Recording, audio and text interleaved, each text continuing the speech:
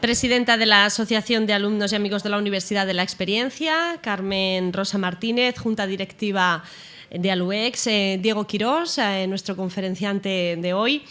Señoras, señores, muy buenas tardes a todos, bienvenidos a la vigésima conferencia organizada por ALUEX dentro de su ciclo de conferencias La cultura, nuestro patrimonio. Como saben, el pasado jueves 7 de abril, las socias y socios de ALUEX viajaron hasta la localidad del Bonillo dentro del programa Conoce tu provincia. Un total de 25 personas visitaron esta bella localidad albaceteña. Y bueno, en nombre de ALUEX se quiere dar las gracias al alcalde del municipio y también al resto de la corporación municipal por el trato tan exquisito que recibieron. Bueno, de esta visita, todos aquellos que fueron y aquellos a los que les interese ver cómo se lo pasaron los socios de ALUEX y sus acompañantes, tienen ustedes fotos en la página web de ALUEX, www.aluexalbacete.com, en el apartado Noticias Día a Día y también en el perfil de Facebook de ALUEX. Bien, les recordamos también que el próximo viaje está programado para el 21 de abril, es el viaje a Ayeste. Todas aquellas personas que se han apuntado pero todavía no han formalizado el pago de la cuota, pues saben que deben ir ya a la asociación, a ALUEX. La cuota, el viaje, el precio va a ser de 25 euros finalmente.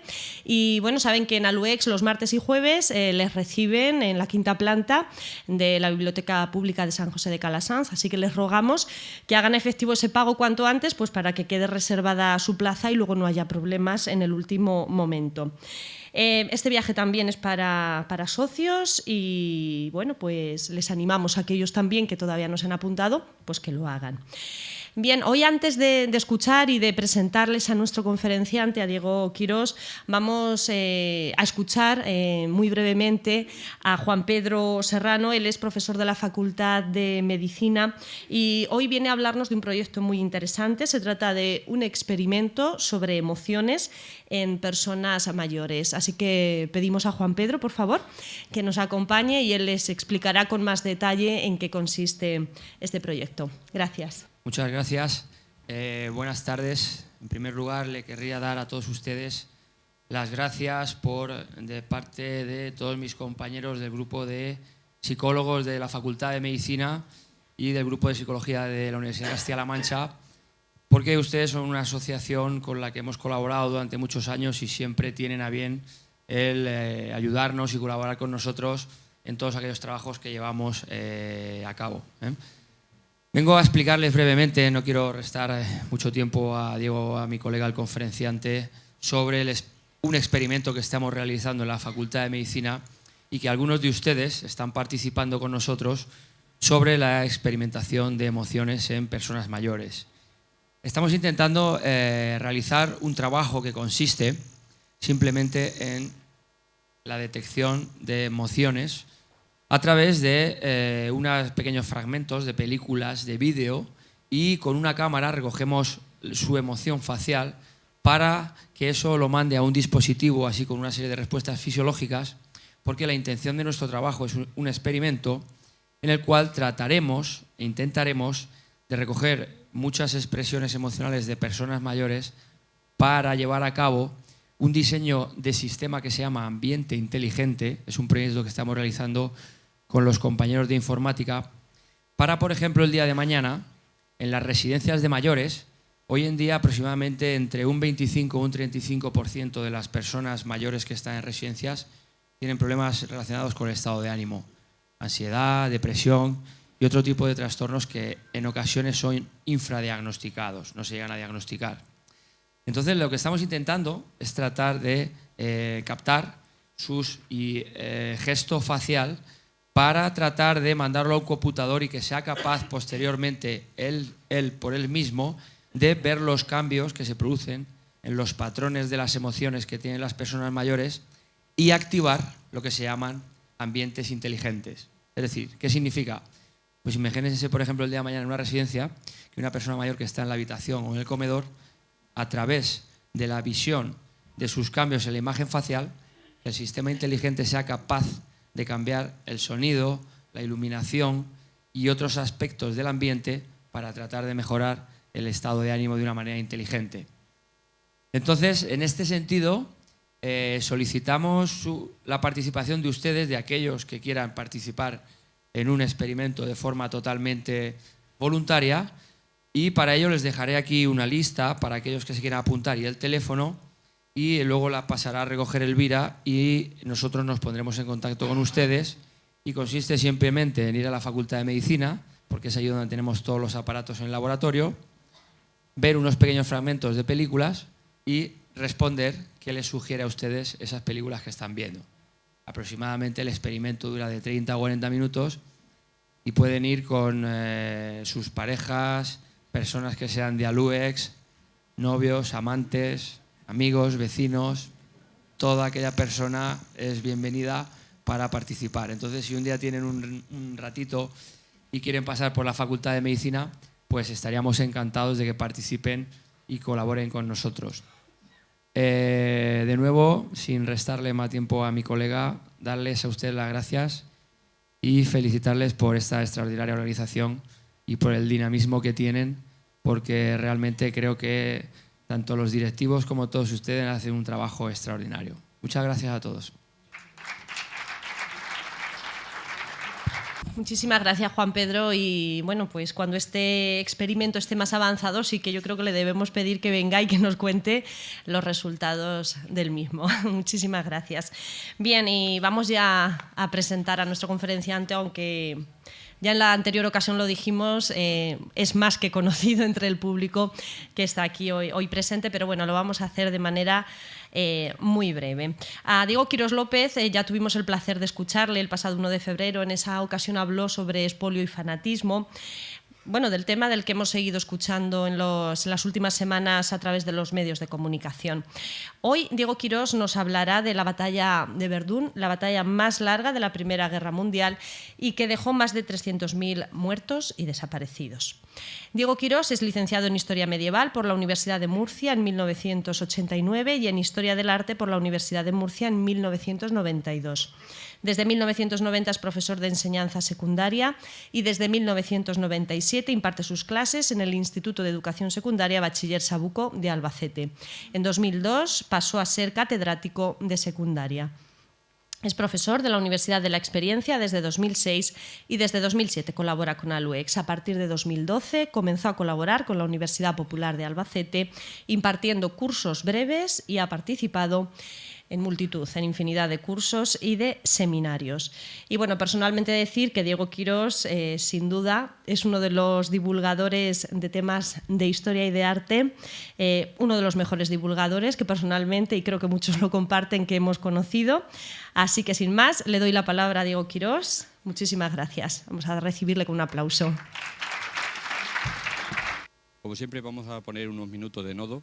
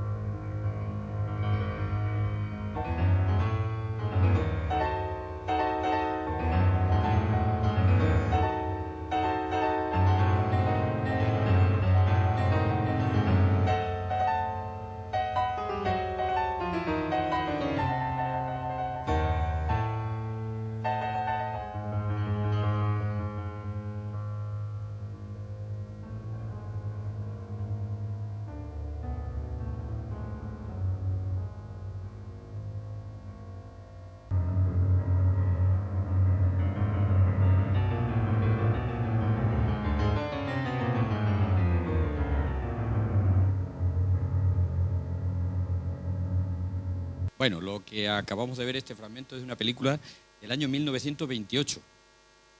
¿Recordáis? En 1928, ¿alguno de vosotros ha vivido aquellos acontecimientos? Alguien hay, alguien hay. Pues era el cine mudo, como todos sabéis, las películas, había un señor abajo tocando el piano y, bueno, iban saliendo títulos. Está rodada en los ambientes reales solamente 12 años después de que acabara la batalla de Verdún. Ha sido recientemente restaurada y, bueno, es una joya para explicar el desarrollo de la batalla. Narra un momento muy curioso que veremos más adelante, cuando cae el fuerte de Vaux, uno de los fuertes más fuertes, valga la redundancia, de los franceses. Bien, vamos a empezar. Hace 100 años, ¿cómo estábamos en Europa? Pues verdaderamente en algo hemos mejorado. Ahora sería imposible o impensable que nosotros pensáramos que iba a haber una guerra entre España y Francia, o Francia y Alemania, o Alemania y cualquier otro país. Pero para llegar a esta situación nos ha costado mucho sufrimiento. Uno de ellos es precisamente esta Primera Guerra Mundial de la que vamos a hablar. La imagen que veis aquí son unos soldados preparados para la batalla. Me subo un poquito. Ah, sí, ¿no? Wow, ¿dónde va a parar, Bien, la escena está tomada en una trinchera justo preparándose para el asalto. Como veis, en la trinchera se mezcla un poco el barro, el agua. No era uno de los sitios más confortables del planeta, como podéis comprobar. Bien, esta batalla fue famosa, o ha pasado a la posteridad, por ser una de las más largas de la primera, bueno, la más larga de la Primera Guerra Mundial. Tradicionalmente una batalla podía durar horas, podía durar un día, a lo sumo 2 días. Esta batalla duró 300 días. ¿Por qué? Porque lógicamente los participantes estaban empatados, estaban muy equilibrados y era una guerra de a ver quién aguantaba más.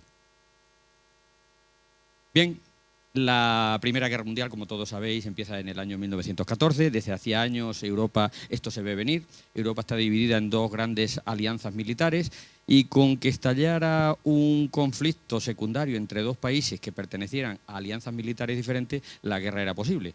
Pudo empezar en el año 1906, en el año 1905, en 1911, en 1912, en 1913, pero fue en 1914 y con un hecho realmente intrascendente, el famoso asesinato del archiduque Francisco Fernando. Digo intrascendente, si me oyera la familia del difunto, pues lógicamente se enfadaría, ¿no?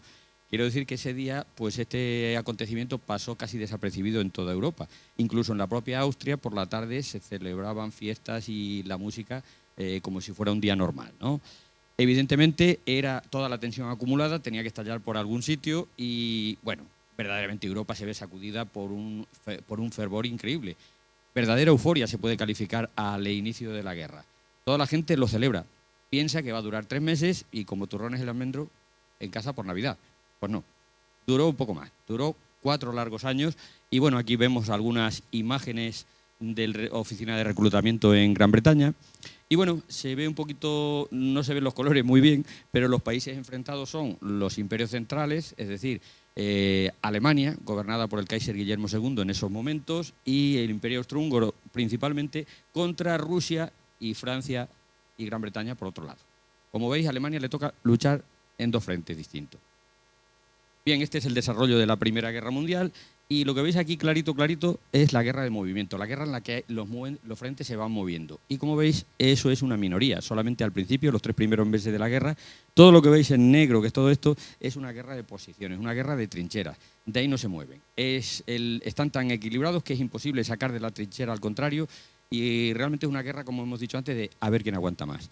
Y aquí al final otra vez se vuelve a la guerra de movimientos, al final cuando ya están casi exhaustos los combatientes, y esto ya es el final de la guerra. Lo que vemos en azul es lo que dura la batalla de Verdún, pues prácticamente casi todo el año.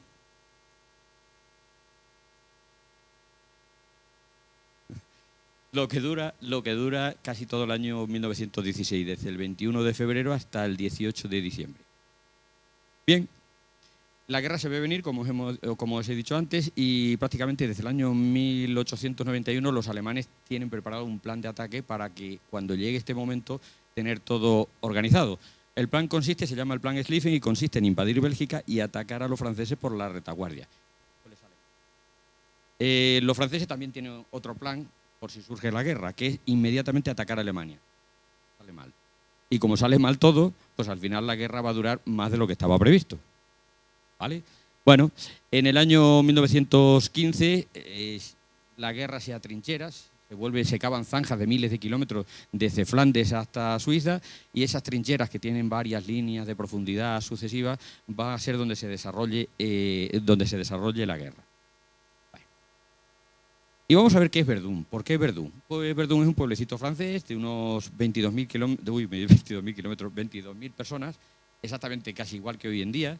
Está situado en el noroeste de Francia, a 267 kilómetros de París, en Lorena, una de esas regiones disputadas tradicionalmente entre Francia y Alemania. Y bueno, esta localidad para Francia tiene un valor simbólico. En el año 843, los descendientes de Carlomagno se repartieron el imperio y surgieron como países Francia y Alemania. Y la figura de Carlomagno va a ser reivindicada por los dos países, ¿no? Bueno, pues este lugar tiene un gran peso simbólico para Francia, casi místico. Y eso hace que los alemanes, que quieren romper ese impasse, ese empate técnico, quieren romper el frente por algún sitio, y están pensando dónde puede ser. Podría haber sido en cualquier localidad, pero los alemanes van a decidir que va a ser precisamente en Verdún. Bien, aquí veis la división del imperio de Carlomagno en el año 843. Y bueno, verdaderamente, si podía haber sido en cualquier sitio, pero fue Verdún por este valor simbólico precisamente. Y también porque los alemanes, que son los que van a atacar, lo tienen todo muy organizado, y ahí en esa zona parten de unas condiciones claramente de superioridad. Bueno, el protagonista de la batalla, pues tenemos en el bando alemán el general en jefe, se llama Erich von Falkenhayn, este señor que vemos aquí, tan elegante, que verdaderamente asciende no por méritos propios, sino porque lo tiene enchufado el Kaiser, Guillermo II, es su hombre de confianza, y él va a ser el encargado de sustituir a Moltke, que era el primer general alemán. Cuando fracasa el primer intento alemán por hundir a Francia en la batalla del Marne, pues va a ser relevado del mando y van a colocar a Falkenhayn. ¿Cuáles son las ideas de este señor? Bueno, tradicionalmente se nos ha dicho que quiere desangrar a Francia, atacando Verdún. Desangrar. ¿Os imagináis que os hacéis una herida y empezáis a sangrar y tenéis una hemorragia que no se puede contener de ninguna de las maneras?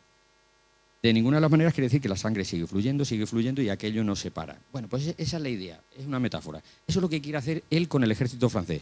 Él ha calculado que si ataca en un punto determinado y allí concentra toda su superioridad, los franceses no se van a dejar a arrebatar ese territorio, porque sabe que le va la vida en ello, y si pierden ese territorio puede ser el fin de la guerra. Pues lo que quiere es atraer allí al mayor número posible de franceses, y conforme van llegando los va machacando, debido sobre todo a la superioridad en artillería. Esas son sus ideas, pero la verdad, estas ideas nos las explicó una vez que la batalla había pasado.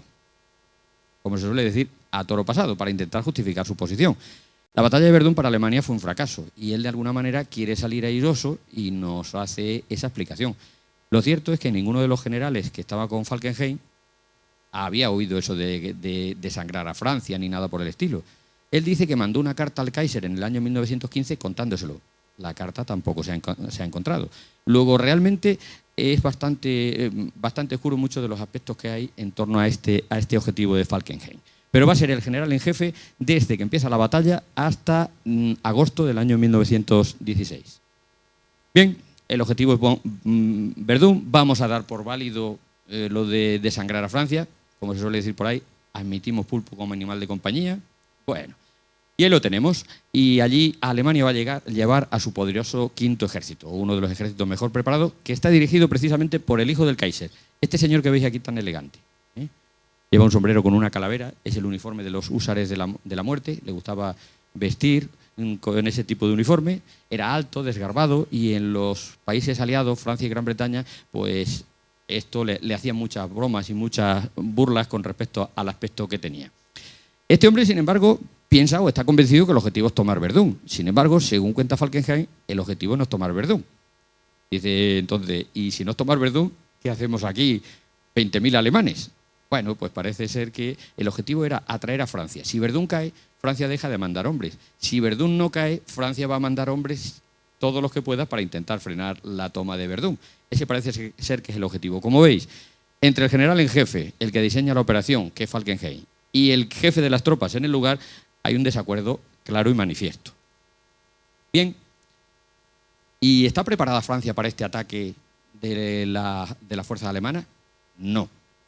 En el año 1915 resulta que las tropas alemanas han destrozado, han reducido a arena un montón de fuertes que tienen los belgas en torno a la ciudad de Lieja.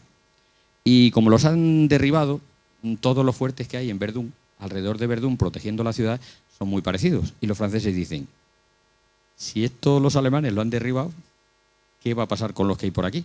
Entonces lo que hacen los franceses es cometer una gran imprudencia, que es llevarse todas las piezas de artillería que hacían que esos fuertes verdaderamente fueran operativos y distribuirlos por todo el frente. De tal manera que cuando los alemanes ataquen Verdún, se van a encontrar con que Verdún prácticamente está desguarnecido.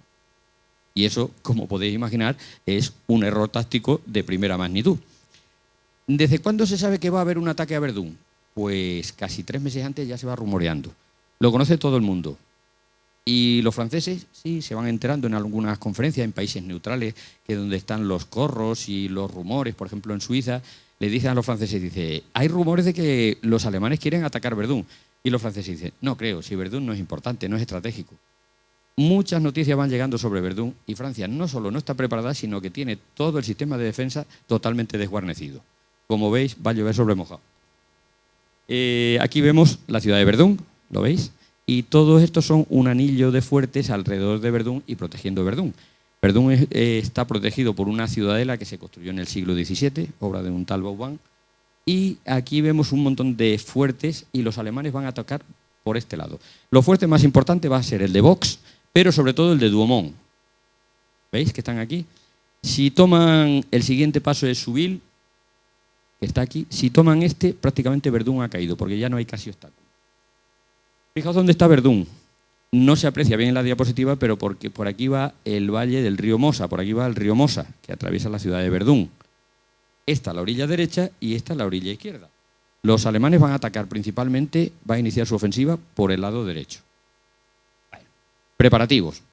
Los alemanes van a hacerlo de manera muy sigilosa y van a concentrar 72.000 hombres en 72 refugios subterráneos hechos en hormigón que se llaman Stollen. Y los tienen allí preparados. Y además van a concentrar piezas de artillería, pero de unos calibres exagerados, mucho más que los franceses. Aquí vemos una fábrica de municiones alemana aportando las piezas de artillería que van a usar en Verdún. Todo esto muy discreto. Le favorece que Verdún está rodeado de bosques y entre el follaje de los bosques pues van desplazando todas las piezas y los franceses o no lo ven o casi no lo ven. Diréis vosotros, ¿pero es posible que los franceses sean tan miopes que no se den cuenta de lo que está pasando? Bueno, algunos franceses dicen, oye, como ataquen Verdún, este lugar está casi desguarnecido, pues vamos a tener un berrinche. Y efectivamente, la tragedia se va a confirmar. Bien, los alemanes se van a concentrar y lo único que les detiene es el tiempo atmosférico. ¿Por qué? Porque la artillería, que es la clave en la Primera Guerra Mundial, necesita sobre todo que los tiros se dirijan a ojo. Y si hace mal tiempo, pues hay niebla o llueve y la visibilidad es nula. Entonces los alemanes están esperando solo a que haga buen tiempo. Y ese buen tiempo va a llegar el día 21. Los alemanes van a iniciar su operación Gering, que es como se conoce el asalto a Verdún o el ataque a Verdún, con 72.000 Feldgrau. Feldgrau es el nombre popular que en Alemania dan a sus hombres, a sus soldados. Viene de algo así como gris en el campo de batalla, por el color del uniforme que llevan. Los franceses llamarán a sus soldados que van de un color azul horizonte, le llamarán poilus, que es algo así, o poilus, que es algo así como peludos. Son los nombres populares que se utilizan para designar a los soldados.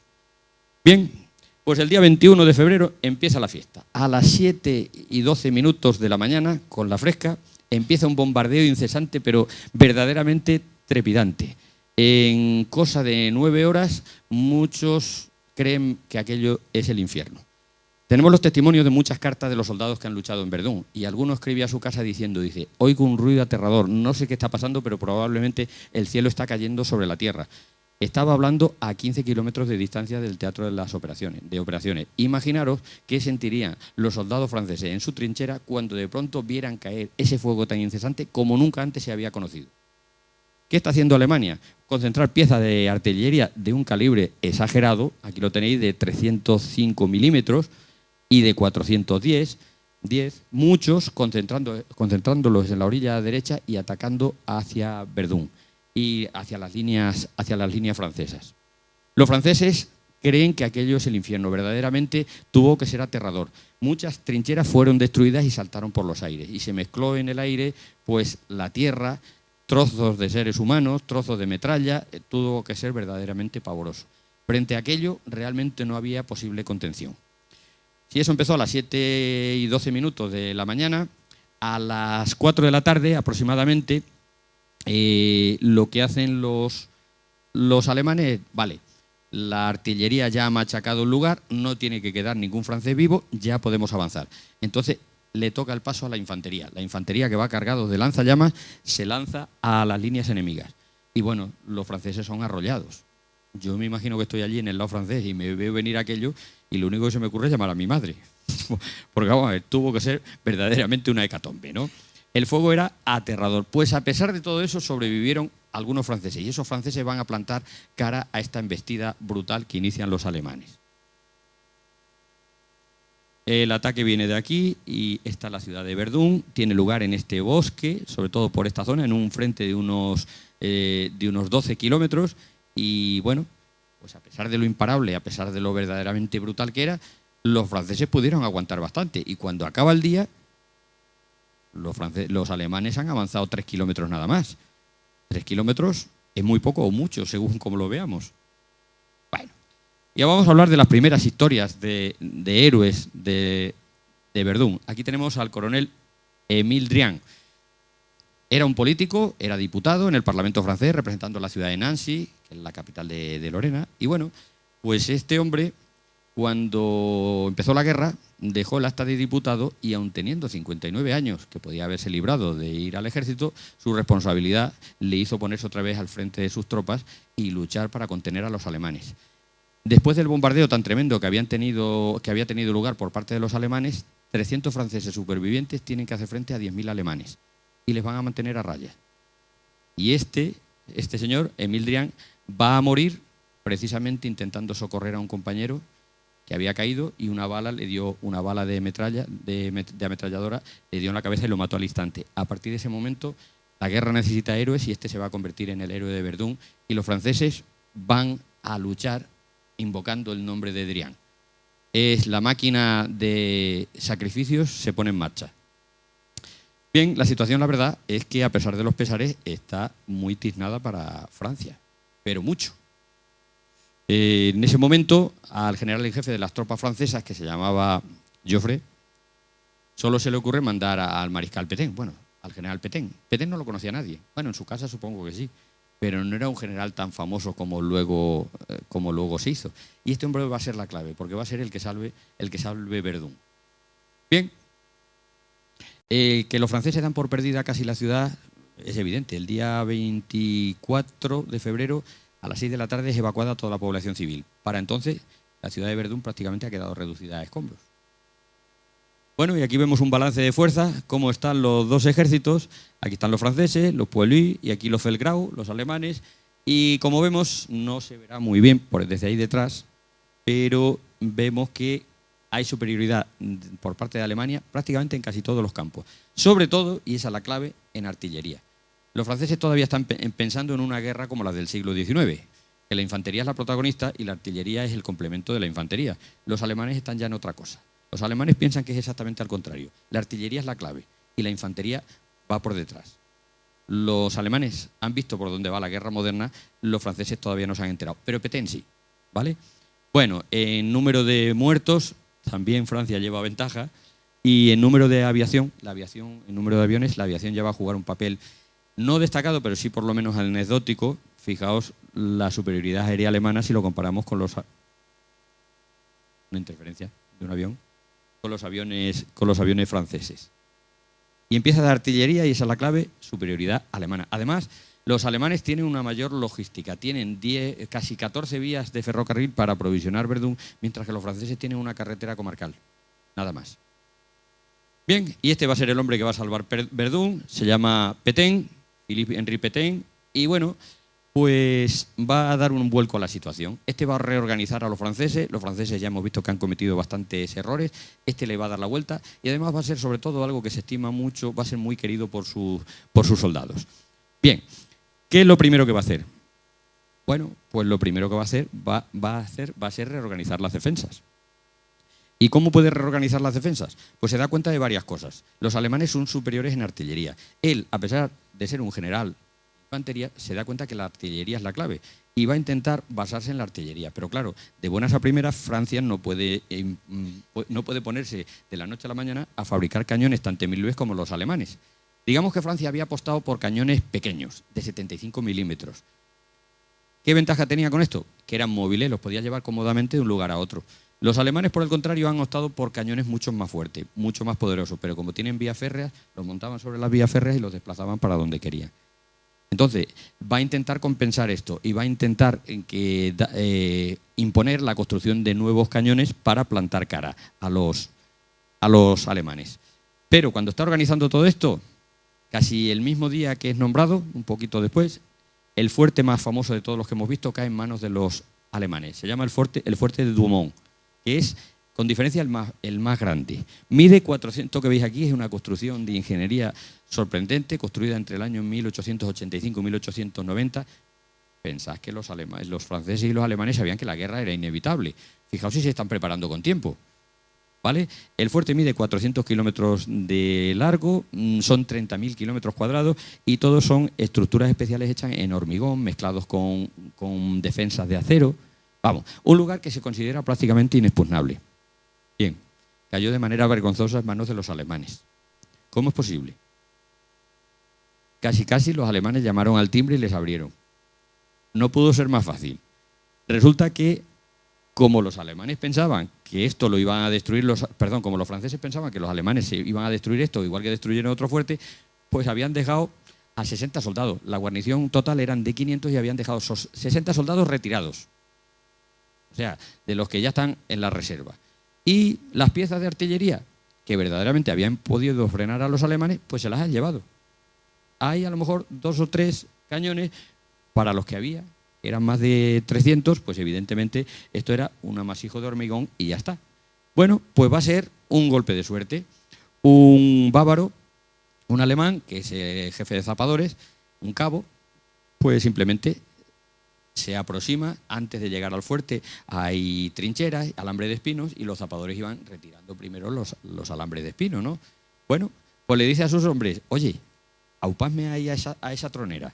Y tiene la suerte de que sus hombres hacen como... Lo aupan entre todos, entre 9 hombres, lo aupan, se mete por la hendidura, tiene suerte, no hay franceses en el otro lado, se da una vuelta por el corredor y se da cuenta que allí no hay nadie. Sigue avanzando, se pierde y dice, bueno, ¿y dónde está esta gente? Está temiendo que de un momento a otro le peguen un tiro a los franceses y encuentra que aquello está vacío. Y ya se da cuenta que los búnkeres están a la derecha, se acerca y los franceses metidos en todas sus cosas, lo único que hace es atrancarle las puertas por fuera.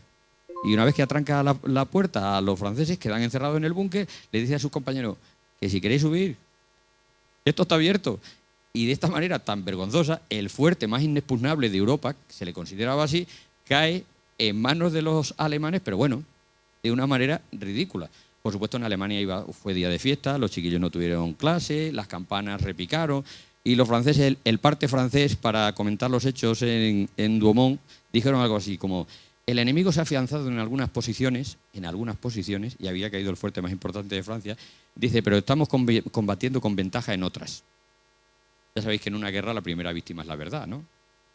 Bueno, esta es la fortaleza de Douaumont, que era, ya digo, con la última tecnología, fue remozado en el año 1905 y esto se consideraba infranqueable.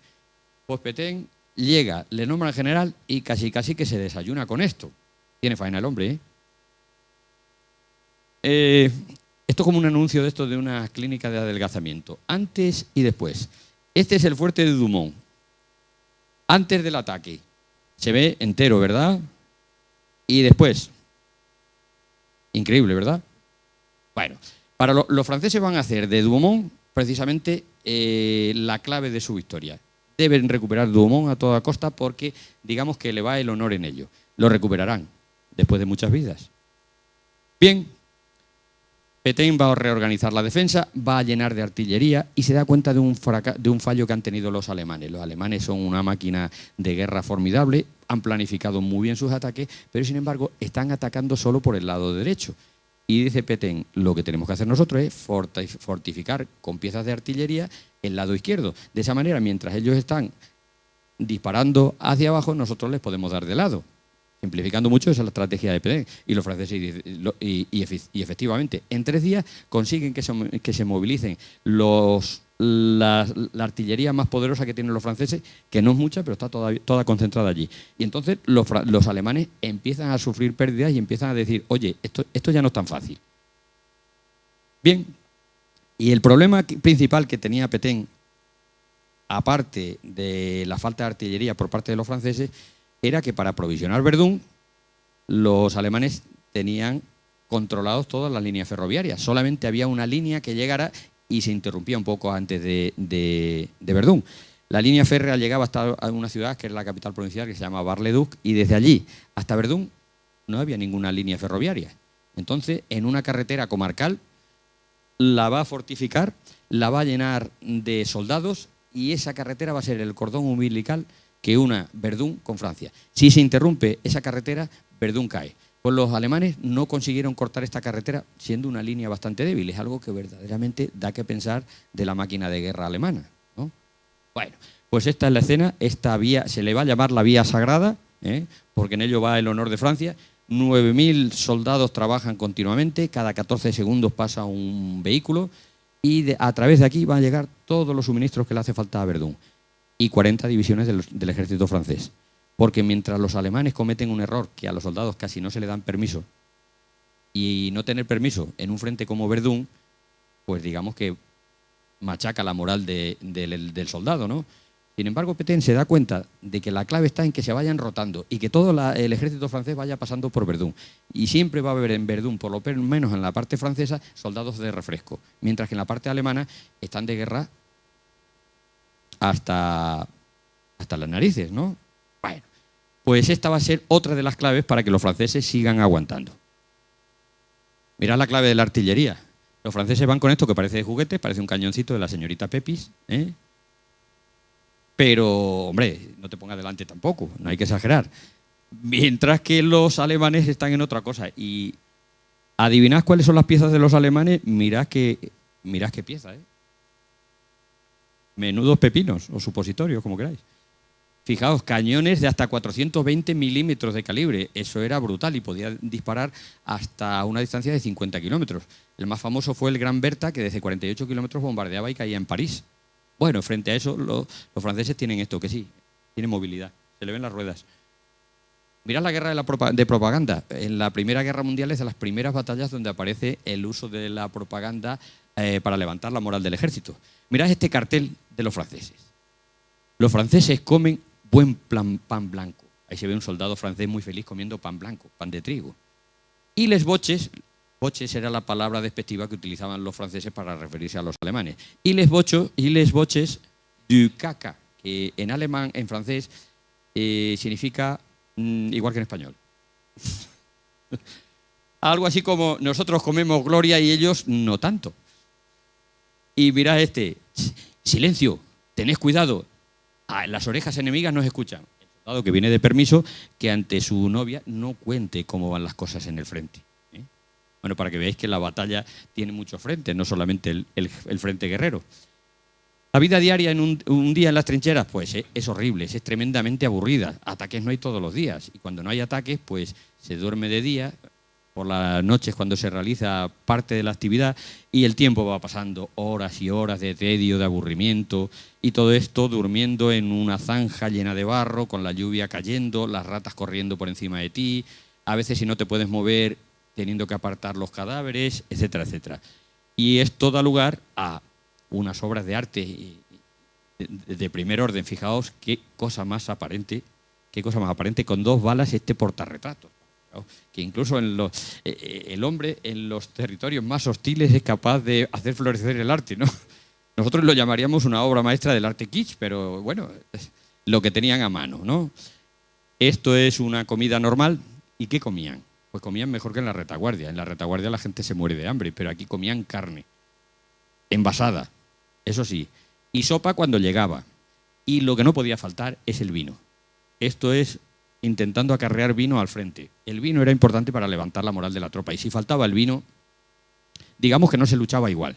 Si el hombre tenía que ser valiente, tenía que tener vino. Cuando empezó la Primera Guerra Mundial, la ración diaria era de 1/4 de vino, 1/4 de litro.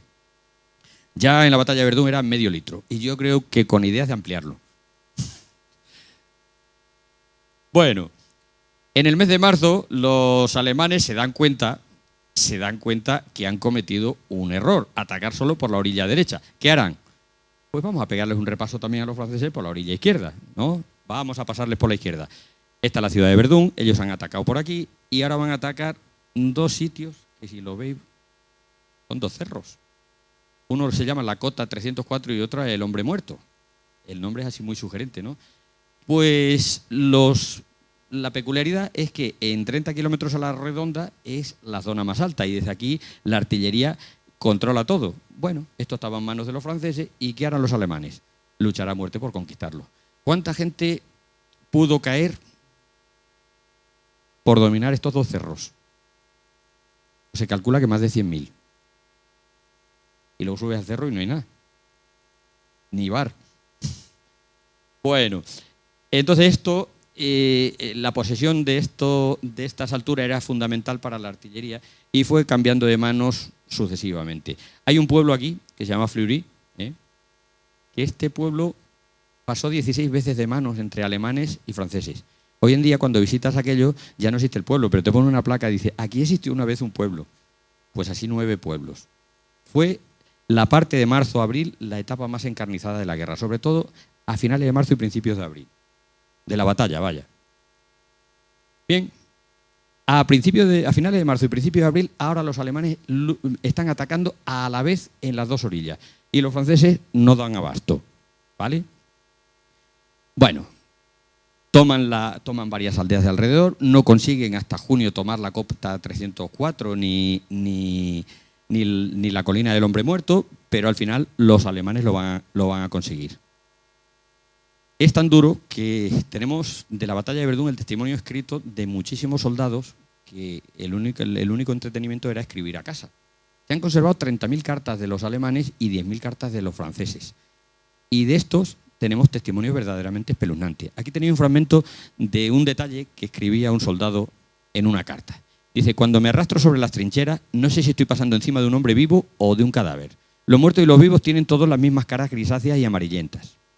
En este caso, un soldado alemán. Bueno, os podéis imaginar abril lluvioso, las trincheras, barro hasta las narices, ¿no? Bombardeando, cada ataque era un chapuzón de barro y saltaban por los aires pues trozos de metralla, de barro, de cadáveres, todo mezclado. Un soldado francés cuenta que ha visto cómo el amigo que enterró la semana pasada lo han desenterrado con un obús y ha vuelto a verlo, es decir, escenas verdaderamente pavorosas. Bien, la etapa más... Hoy es 11 de abril. Pues ¿cómo era la batalla exactamente el 11 de abril? Brutal. El día 9, para animar la cosa, Pétain acudió en persona y acuñó una frase que sería algo así como el lema de la guerra, de la batalla. On les saura, algo así que podríamos traducir como ánimos serán nuestros. Y van a conseguir levantar la moral de los franceses. Pero el alto mando que ha nombrado a Pétain considera que es demasiado prudente, que se necesita un general mucho más ofensivo. ¿Y qué van a hacer? No destituir a un militar, salvo que se equivoque mucho y sea muy gordo, no se le destituye, se le cambia de destino y se le da otro destino mejor que normalmente lleva encubierto una destitución. Pues eso hicieron con Pétain. Le nombraron jefe del grupo de ejércitos del centro y en su lugar, para dirigir las operaciones en Verdún, nombraron a este hombre, a Robert Nivelle. Este Robert Nivelle va a pasar a la posteridad como un carnicero, como que le importa bastante poco la vida de sus soldados. Y en todas las operaciones que emprenda, se va a llevar por delante a un gran número de hombres para prácticamente no conseguir nada. Evidentemente era un hombre con un alto espíritu ofensivo, como decía el alto mando francés, y no era tan prudente como Pétain. Pero con Pétain la cosa funcionó, Pétain puso las bases para la victoria y este hombre acumuló fracaso tras fracaso. Junto a él va unido el nombre de otro que se llama Mangin, que también será bastante duro. Aquí lo tenemos. Este, en el mes de mayo, intenta capturar Douaumont. Después de 2 días de intensos combates no consigue absolutamente nada y en 2 días pierden la vida 10.000. 10.000 franceses. Por supuesto será destituido, o por lo menos lo relegan. Luego lo recuperarán. Ventío, ¿eh? Bien. Pasamos al mes de junio, los combates son muy duros y parece que la guerra está a punto de terminar y parece que los alemanes se van a salir con la suya. Capturan la cota 304, la colina del hombre muerto, cae Fort Box, ahora veremos cómo cae Fort Box, que son las imágenes que hemos visto en la película al empezar. Cae el día 23 Thiaumont y vamos, los franceses la pasan muy mal. Si llegan a aguantar los franceses es ya por echarle mucho valor. Sí, pero estuvieron a punto de capturar todo en ese momento.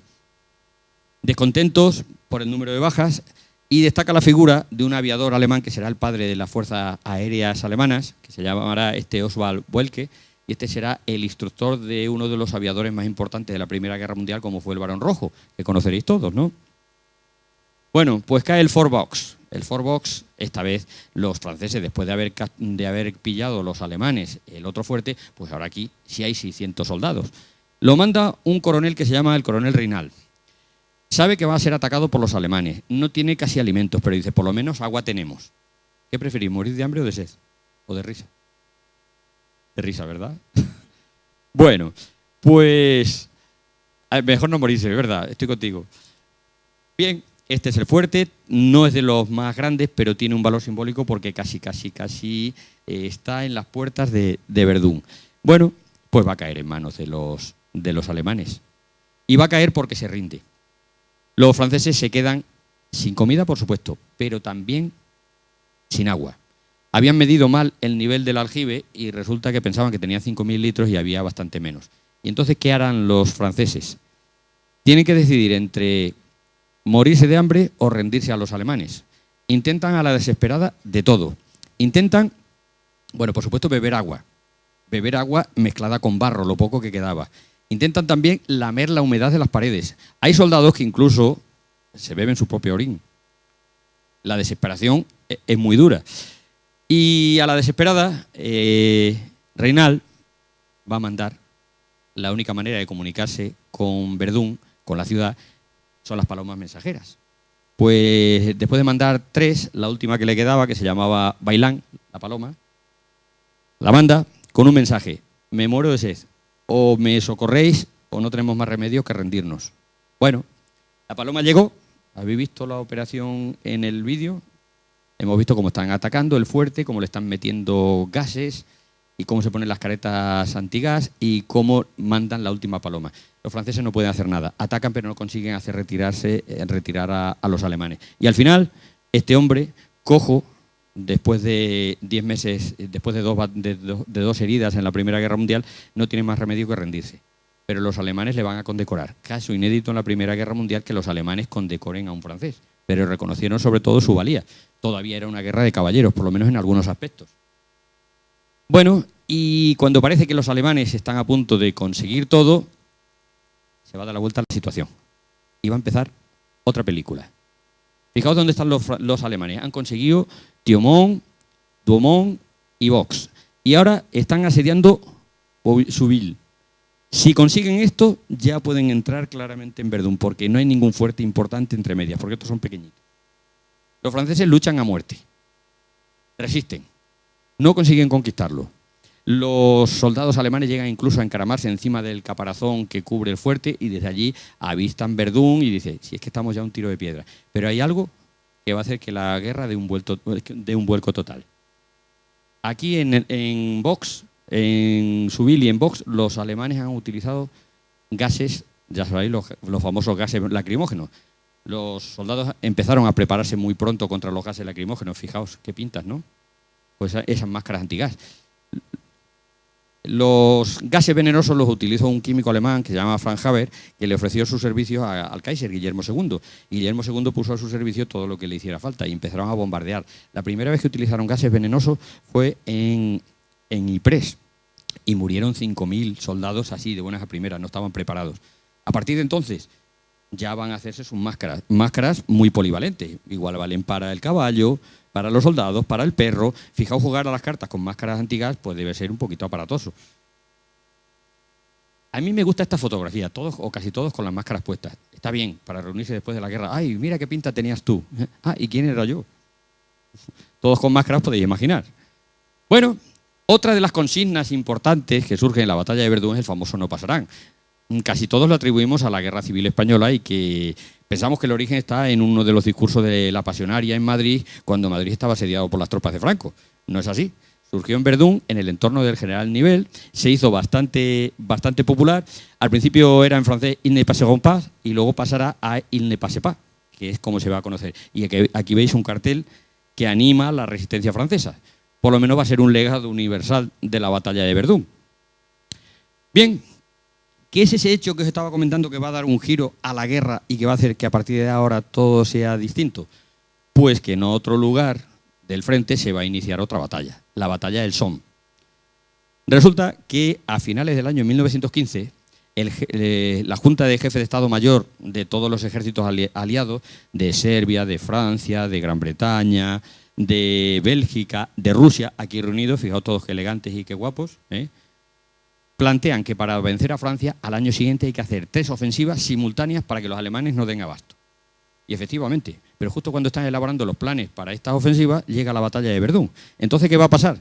Que los franceses no pueden retirar ni una sola división de Verdún y el peso de esta batalla, que al principio tenía que ser entre ingleses y franceses, a la limón, lo van a tener que llevar exclusivamente los ingleses. Y los ingleses se van a enfrentar a los alemanes. Este es el frente, esta es la zona, se ve irregular en el mapa. Bueno, se inicia la batalla el día 1 de julio. ¿Y cuál va a ser el principal efecto de la batalla del Somme con respecto a Verdún? Que va a descongestionar o a levantar la presión de los alemanes sobre Verdún. Pues la batalla del Somme es la más sangrienta de la Primera Guerra Mundial. Por varias causas. Por el armamento que se usó y sobre todo porque los ingleses no tienen experiencia en la guerra y cometen muchas imprudencias. Fijaos dónde está Verdún. Este es el frente occidental, desde Suiza hasta el Canal de la Mancha. Aquí está Verdún. Y aquí está el Somme. Pues este es el empuje. Y fue una carnicería. El primer día, aproximadamente los ingleses tuvieron 58.000 bajas. Ya está bien. Un general alemán escribió en su diario: no he conocido nunca soldados como estos. Son leones dirigidos por burros. ¿Y por qué por burros? Porque los ingleses todavía no sabían muy bien de qué iba la Primera Guerra Mundial. No habían luchado. Algunas divisiones inglesas habían ayudado a los franceses, pero ellos no se habían planteado ninguna batalla. Y estaban todavía en el pasado. Un general inglés mandó a la carga con bayoneta a un grupo de soldados a luchar contra un nido de ametralladoras. ¿Os imagináis soldados a la bayoneta como en la guerra napoleónica luchando contra un nido de ametralladoras fortificado? Balance de víctimas en ese primer día de la batalla del Somme. Por cada alemán que murieron 18 ingleses. Brutal. ¿Quiénes estaban? Pues el 5º, el 6º y el 4º ejército inglés, el 6º ejército francés y enfrente solamente el 2º ejército alemán que los mantuvo a raya. Lo que pasa es que Alemania tenía que luchar en el frente del este contra Rusia y aquí en el frente occidental tenía que aguantar el tipo en Verdún y tenía que aguantar el tipo en el Somme. Como veis, mucho para Alemania. ¿Vale? La batalla fue brutal. ¿Cuánto tiempo va a durar esta batalla? Bueno, pues en noviembre, cuando llegan las primeras nieves, y esto empezó el 1 de julio, en noviembre acabó. Y se llevó por delante muchos más muertos que la batalla de Verdún. Como cosa curiosa os diré que el primer tanque de la historia aparece en la batalla del Somme. Ahí veis el primer tanque. Y se llama tanque porque los ingleses, que son los que lo construyen, ve que la única manera de pasar las trincheras es un vehículo blindado y con ruedas de oruga que pueda moverse por todos los terrenos. Le llaman tanque un poquito para despistar, es un proyecto secreto y hacen creer que están fabricando tanques para Palestina, tanques de agua. Pero verdaderamente han creado el primer tanque de la historia.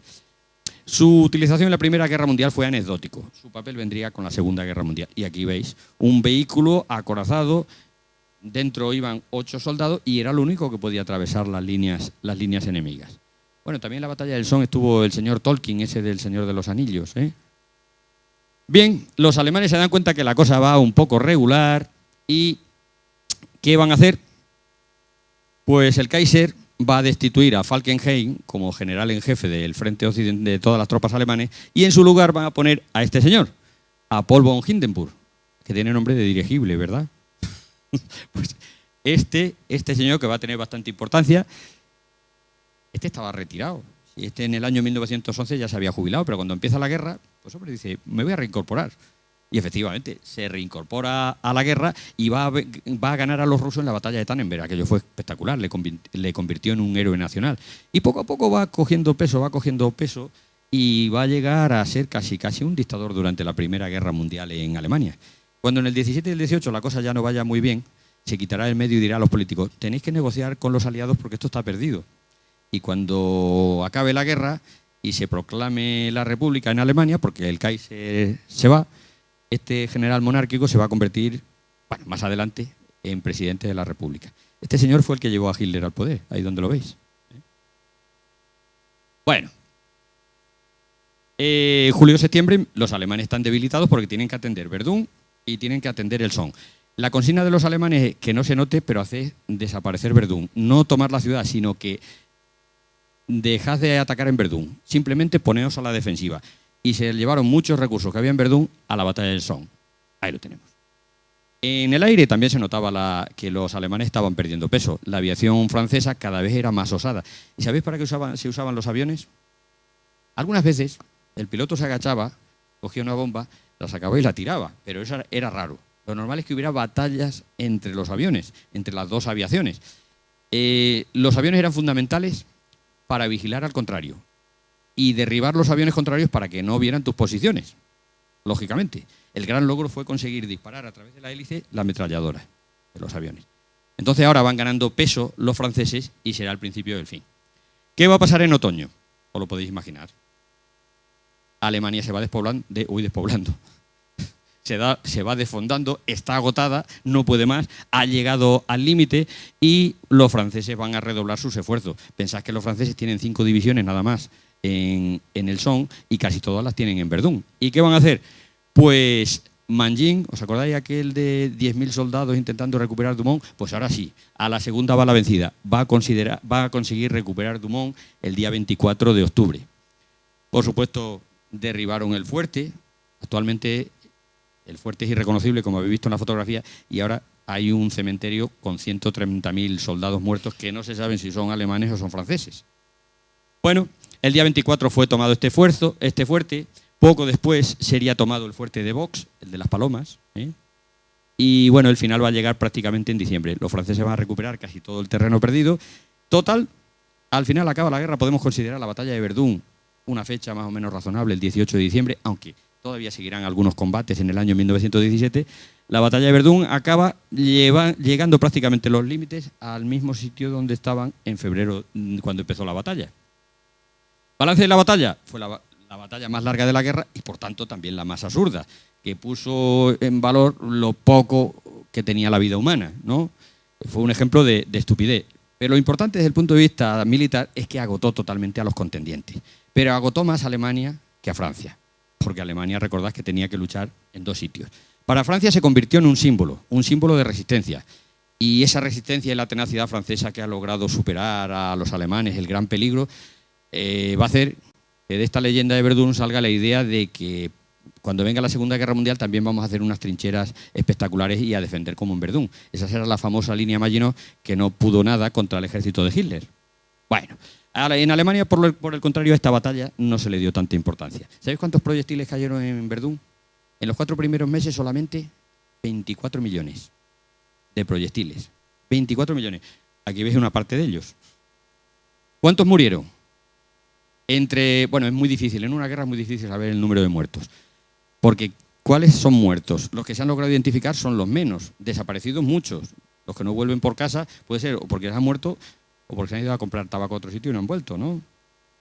Heridos. Bueno, pues se calcula que aproximadamente bajas 377 en el lado francés y en el lado alemán 336. Como veis, la diferencia no es tan grande. Si el verdadero objetivo de Falkenhayn era desangrar a Francia, verdaderamente desangró a Francia, pero desangró también a Alemania. Y hay quien considera que juntando las 2 batallas, la del Somme y la de Verdún, verdaderamente Alemania ya no pudo levantar cabeza. Estuvo al límite. Aquí veis un bosque, el territorio alrededor de Verdún quedó totalmente destruido, el suelo quedó totalmente lleno de cráteres, impracticable para la agricultura y es de los pocos lugares en Europa donde el bosque volvió a colonizar zonas que habían sido cultivadas. Y hoy en día sigue siendo impracticable y todavía la gente colecciona artefactos que van saliendo de la guerra. Después de Verdún, ¿qué? Pues a la guerra le quedan 2 años. En el año 1917 los alemanes no aguantan mucho y tienen que... Rusia se sale de la guerra porque ha triunfado Lenin con la revolución bolchevique y hace que Rusia se salga de la guerra. Esto en principio supone un respiro para Alemania porque ya tiene que luchar en un frente nada más, pero los aliados occidentales no van a permitir que Alemania pase.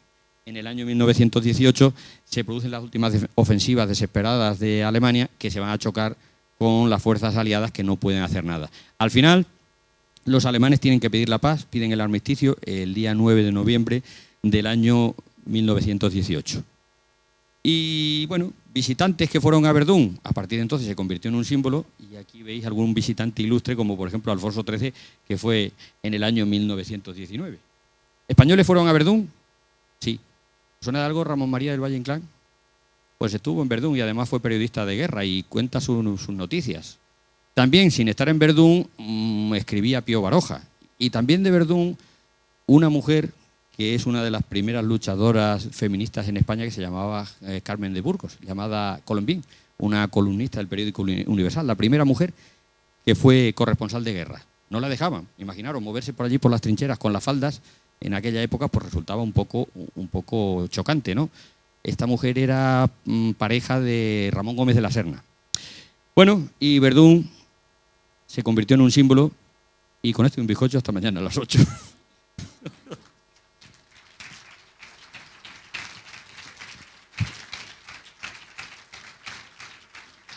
Si habéis tenido suficiente paciencia y tenéis alguna duda o queréis que os aclare algo... Les comento que la próxima conferencia tendrá lugar el lunes, el 18 de abril, 6:30 de la tarde, aquí como siempre en el Salón de Actos de Diputación, y correrá a cargo de José Manuel Martínez Cano, quien hablará sobre Cervantes y sobre su obra cumbre, El Quijote. ¿Alguna pregunta? Bueno, yo hago una pregunta por hacer alguna, porque claro, alguna hay que hacer, ¿no? Hombre, no vamos a ir sin preguntar nada. Y yo quiero saber hasta qué punto ese inicio de la propaganda de guerra de verdad calaba entre la sociedad. Igual una sociedad en la que tampoco estaban muy acostumbrados a... Caló y mucho. Este es el inicio de la propaganda. La propaganda nace a finales del siglo XIX, la publicidad, tal y como la conocemos hoy en día, del entorno de un pintor francés que se llamaba Toulouse-Lautrec, que es el primero que crea los afiches, que son los pósters con dibujos muy grandes, muy pocas letras para que puedan ser legibles, para que el mensaje llegara directo. Y los publicistas de la Primera Guerra Mundial se dan cuenta del potencial que lo aplican a la guerra. Luego tendrá mucho desarrollo la Alemania nazi, la Guerra Civil Española. Y a partir de ahí ya da bastante. Pues muchísimas gracias. No se bueno, anima ¿os nada animáis más, alguno? ¿verdad? Bueno. Mira, al final, no, le doy yo el micrófono, gracias. Lo que estaba pensando yo, que lo del mariscal Pétain, que has dicho que era tan patriota, que también mirado por todo el mundo. Luego la Segunda Guerra Mundial, ¿qué? Ay, cómo cambian las personas. Mariscal Pétain fue el que salvó a Francia, evidentemente. Pero va a pasar a la historia como un hombre que cuando en el año 41, en el año 40, Alemania se hunde ante el empuje alemán, cuando Francia se hunde ante el empuje alemán, pues va a pactar con Hitler, y Hitler va a hacer un apaño. La mitad de Francia se la queda él con París, y la otra mitad estará la capital en Vichy, y pondrá a Pétain como gobierno, pero realmente era un gobierno colaboracionista, o sea que tuvo bastante delito. Cuando acaba la Segunda Guerra Mundial, Pétain salvó la cabeza un poquito por los méritos de guerra de la Primera Guerra Mundial, y porque era ya muy anciano, pero había gente que lo tenía enfilado. Y digamos que esa parte de Pétain se ha silenciado bastante, pero sí fue probablemente bochornoso. Quién sabe, en sus cálculos a lo mejor era una forma de salvar a Francia, pero desde luego contradictorio.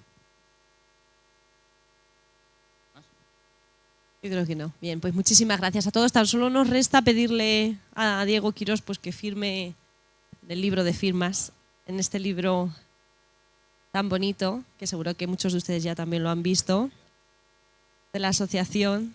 Pues gracias y hasta la próxima semana.